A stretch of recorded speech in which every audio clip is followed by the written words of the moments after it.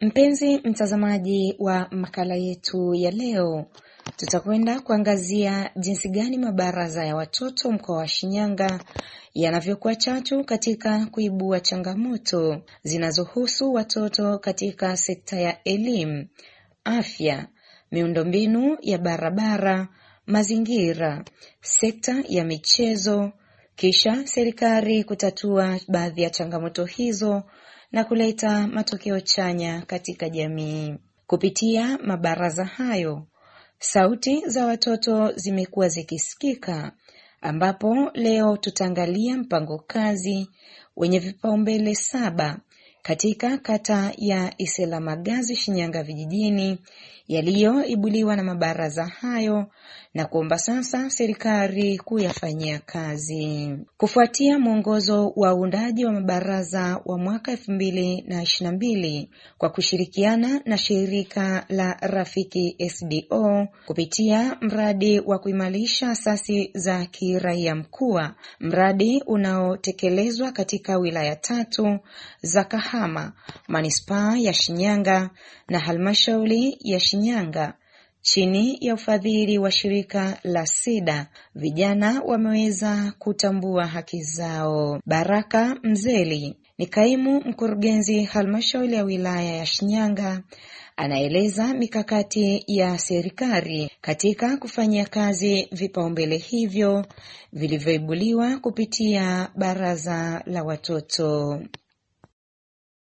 Vipaumbele hivi ni upungufu wa matundu ya vyoo, upungufu wa madarasa, ukatili kwa wanafunzi, upungufu wa miundombinu mbalimbali, vitendea kazi vya mahitaji maalum, vifaa vya michezo, chakula, utoaji wa chakula shuleni na vifaa vya kujifunzia na kufundishia.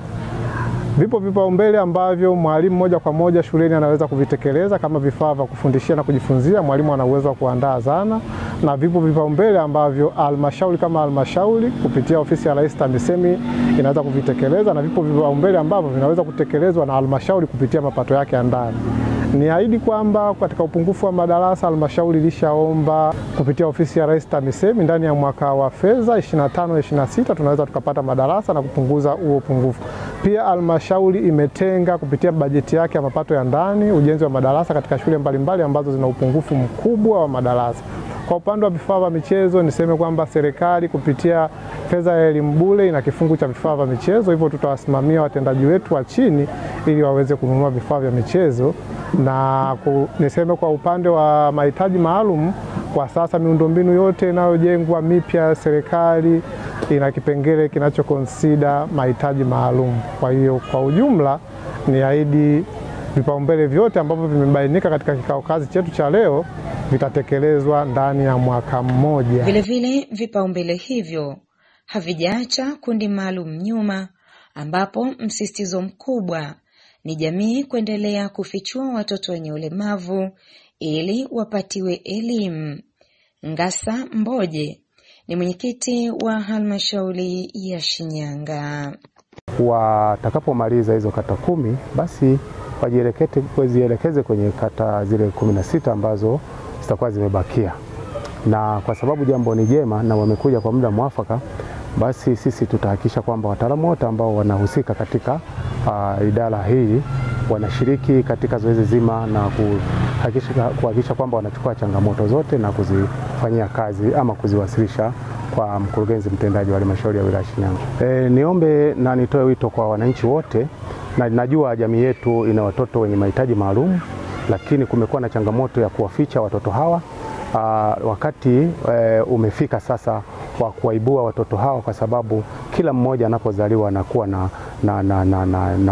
na mpango kwa Mwenyezi Mungu. Kwa hiyo niwaombe watoe watoto hawa na watoe ushirikiano kuhakikisha kwamba mpango huu unawafikia na kuwasaidia. Kwa hiyo niombe watoe watoto hawa waje wapate elimu hii na waweze kusaidiwa, serikali iweze kuwaona. Sisi kama serikali tumekuwa changamoto kuwagundua kwamba wako wapi, lakini uwepo wenu Rafiki SDO utatusaidia sana kuwaibua, na sisi kama halmashauri tuhakikisha kwamba tunachukua hatua kwa maana ya kuwasaidia mpaka wafikie malengo yao. Baraka Lukasi ni mmoja wa wanafunzi wenye mahitaji maalum.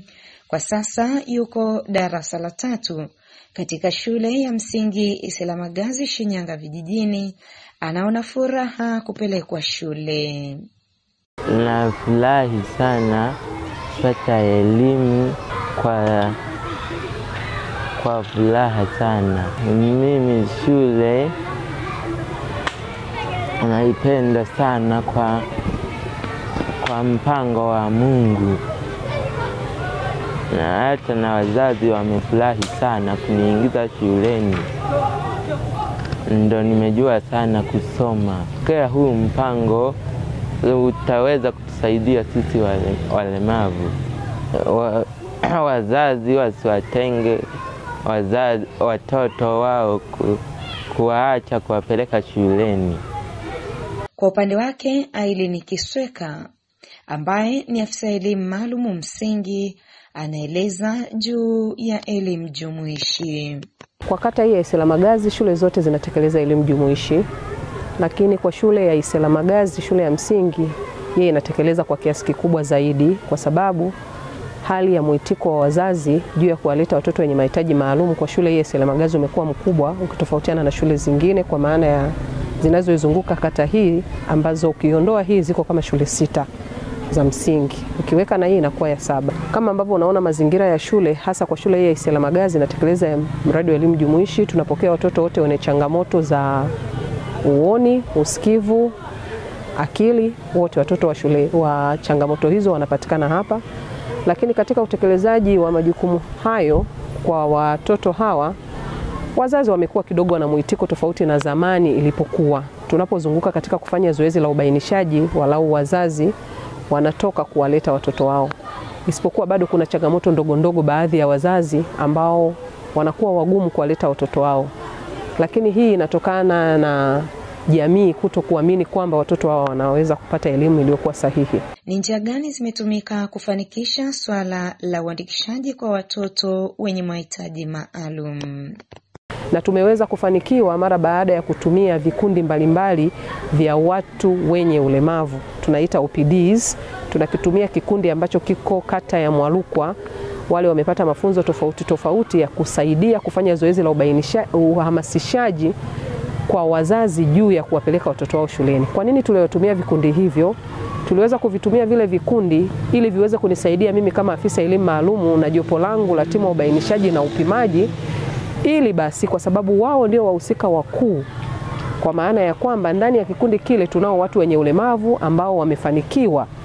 Wazazi wao waliweza kuwatoa huko nyuma, walifanikiwa kusoma, wapo wafanyabiashara wakubwa, wapo walimu, wapo watu mbalimbali ambao wameajiriwa na serikali, lakini wengine wanaojiajiri wenyewe, ili basi wale wazazi ambao wana watoto wale waweze kuona umuhimu sasa wa kuona kwamba kama huyu ameweza kutolewa na ameenda shuleni, kwa nini wa kwangu mimi nisimtoe? Afisa elimu anazungumzia juu ya mpango kazi huo.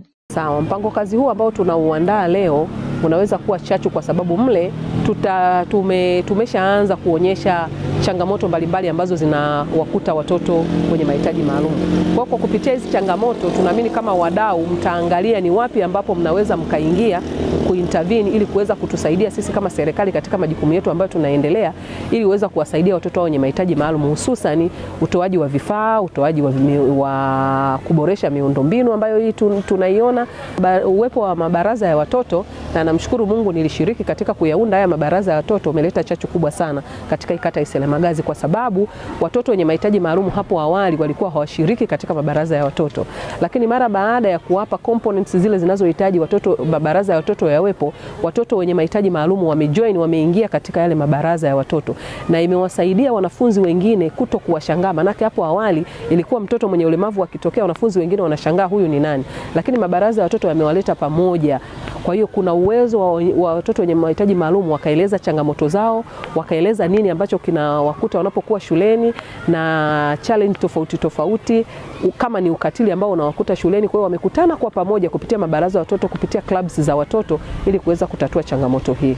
Vilevile Aileen anabainisha changamoto zinazowakabili katika utendaji kazi na kuomba sasa wadau kujitokeza kwa wingi ili ziweze kutatuliwa. Tuna changamoto mbalimbali ambazo tunakabiliana nazo. Mfano, tunapofanya zoezi la ubainishaji, unapombainisha mtoto sawa, tunamuelekeza andikisho kutokana na shule fulani, kutokana na ulemavu wake, kwa sababu shule zote za serikali tunazitemu ni za elimu jumuishi. Tunapata changamoto hasa tunapofika mahala pa kufanya upimaji wa watoto hawa, kwa sababu ili mtoto mwenye ulemavu aweze kukaa darasani anahitaji kupata upimaji. Kwa kitendo cha mzazi kumtoa kwenye kituo kimoja kumleta kwenye kituo cha upimaji kiko hapa shule ya msingi Selamagazi, kuna changamoto ya wazazi kulalamika hawana nauli ya kuweza kuwaleta. Lakini pia changamoto ni nyingi. Bado kuna changamoto mbalimbali. Mfano, walimu tulionao sio wanaotosheleza kuweza kuwafundisha watoto hawa. Tuna changamoto kidogo ya walimu kutokuifahamu lugha ya alama. Wanapomsajili mtoto mwenye uziwi inakuwa na changamoto kidogo kwa sababu anakuwa hana utaalamu mzuri wa lugha ya alama. Kwa hizo ni changamoto ambazo tunakutana nazo. Wadau mbalimbali waweze kuingia kwa ajili ya kuweza kutusaidia basi hasa kwenye masuala ya miundombinu. Margaret Enoch ni mwalimu wa malezi shule ya msingi Selamagazi, anaeleza vipaumbele kwa wanafunzi wenye mahitaji maalum. Shuleni tuna jumla ya wanafunzi walemavu 39, tukiwa na wasichana 16 na wavulana 23. Mpango kazi huu utawasaidia wanafunzi hao. Kwanza tunaangalia vipaumbele vyao ambavyo wanavihitaji. Mfano, upande wa miundombinu kwa hapa shuleni tumejitahidi kwa vizuri, wana ngazi mtelezo pale, lakini pia tunaona kama vyoo tulikuwa na choo kimoja ambacho kinawasaidia labda wavulana tu, bado kingepatikana cha pili kwa ajili ya wasichana, yani wapate yale mazingira rafiki ambayo tawasaidia. Na pia vile vyoo vikiwa na maji inakuwa ni vizuri zaidi. Sasa hivi havijapelekewa maji, vipo lakini havina maji, bado ni usumbufu kwao. Kwa hiyo kwa mpango kazi huu utawasaidia sasa watoto kupata mazingira rafiki ambayo tutafanya wafurahie na kujiona wenyewe ni binadamu na wanathaminiwa katika jamii na hapa shuleni pia. Mabaraza ya wanafunzi ni kama sauti ya watoto, kwa sababu watoto wanaeleza ile hali halisi iliyopo hapa shuleni au changamoto wanazozipitia. Kwa hiyo zinasikika kwa viongozi na kusababisha maboresho yanatokea kwao. Tunatamani jamii iendelee kuelimishwa, maana watoto hawa ambao wako shuleni sasa hivi wamekuwa ni kama chachu kwa wengine kwenye jamii. Kwa sababu watoto kama bado wako majumbani na bado wamefichwa. Kwa hiyo elimu zaidi inatakiwa kutolewa, kwa sababu watoto wanapokuja hapa shuleni kuna mabadiliko tunayaona. Na wanafurahi wakiwa mahali hapa, wanajisikia vizuri na watoto wenzao. Lakini bado tunaona kama kuna mwamko kidogo hapa kutokana na watoto 39. Wazazi wameweza kuanzisha hata kikundi cha kwao ambacho wanatamani hata kama mradi utaweza kuondoka waweze kusimama wenyewe kuwasaidia watoto kupata mahitaji yao pamoja na kupata chakula hapa shuleni. Mwalimu Elizabeth Mtogela ni mwalimu wa malezi shule ya msingi Budushi, anaeleza changamoto zinazoikabili shule hiyo. Changamoto ya kwanza, tunaomba changamoto ya madarasa. Tuna uhaba wa vyumba vya madarasa. Tuna vyumba 6 vya madarasa na tuna madarasa jumla ni 8. Kwa hiyo kuna wanafunzi wanakuwa muda mwingine wenyewe wapo nje, wenzao wapo darasani, na kuna wengine la kwanza na la pili wenyewe wanakuwa wanabadilishana vyumba vya madarasa. Mabaraza yanasaidia kwa watoto. Matukio ya ukatili wa kijinsia yamepungua kwa idadi kubwa mno, ni kama yamekuwa hayapo. Kwa sababu wanafunzi wao kwa wao wamekuwa na tabia kwamba hata kama ni mwenzia amefanywa tukio la ukatili anakuja kuliripoti na tunalifanyia kazi. Anastasia Robert ni mwanafunzi wa shule ya sekondari Selamagazi, anasema kuwa serikali ione umuhimu wa kujenga mabweni ili kusaidia wasichana hao. Licha ya kutujengea shule karibu, tunaomba serikali itujengee hostel kwa ajili ya sisi watoto wa kike tuweze kukaa shuleni.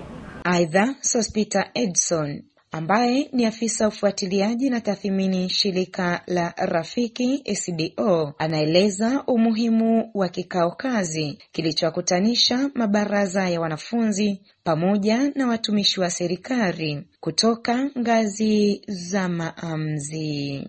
Katika kikao cha leo tumefanikiwa kukutana na viongozi wa kata ya Selamagazi ambapo baraza la kata limetengenezwa na shule 5. Tupo nao, tuna lengo kubwa la kikao cha leo ni kuhakikisha kwamba viongozi wa serikali wanashirikiana na watoto kwa ajili ya kutengeneza mpango kazi wa pamoja, mpango kazi ambao ni shirikishi utakaokuwa na hoja halisi kutoka katika kundi la watoto ambao ni wawakilishi baraza ngazi ya kata, na itakayochangia kuleta mabadiliko katika sekta ya elimu. Kupitia maandalizi ya mpango kazi huu tutaweza kuona namna ambavyo viongozi wa serikali wanasema ni kwa namna gani wanaenda kutatua changamoto za watoto, lakini lengo kuu ikiwa ni kuleta usawa kwa upatikanaji wa elimu na huduma mbalimbali za watoto wanapokuwa shuleni na wanapokuwa nje ya shule. Lakini sanjari na hilo, kikao cha leo pia kitasaidia kuweza kuona katika kundi la watoto wenye mahitaji maalum linafikiwaje na huduma ya elimu kwa usawa kama ilivyo kwa watoto wengine.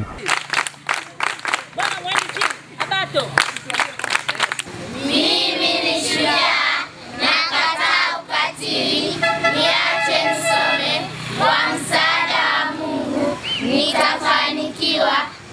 Hii ni Creo 24 TV. Endelea kusubscribe, kulike, kushare pamoja na kukomenti katika mitandao yetu ya kijamii. Langu jina naitwa Naomi Milton, nikutakie siku njema.